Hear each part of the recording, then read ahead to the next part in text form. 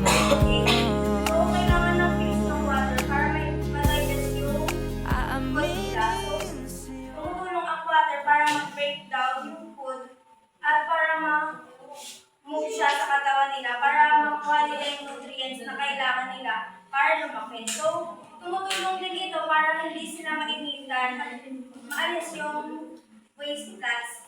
Malaking part ng weight nila is water. So, if dehydrated sila, mas magiging magaan sila. So, number 3, what feeding schedule should farmer follow? So, dapat i-feed ng farmer yung pigs at the same time every day, like twice a day. So, morning or evening.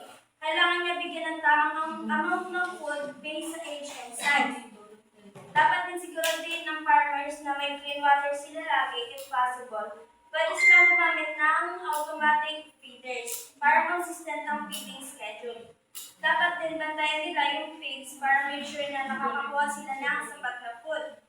Number 4, how can proper feeding improve farm productivity? Sige na, go lang. Go na. So, pag proper ang feeding ng pigs, mas mabilis silang lumaki and mas efficient nilang ginagamit yung food. So, less din silang nagkakasakit and maganda yung quality meat nila. And all of these things, the farmers prepare. So, number 5, what long-term problem may occur if feeding is not managed well? So, if hindi well yung feeds ng pig, magkakaroon sila ng problem sa paglaki. Siyempre, madalas silang magkasakit and mahirapan silang magka-baby.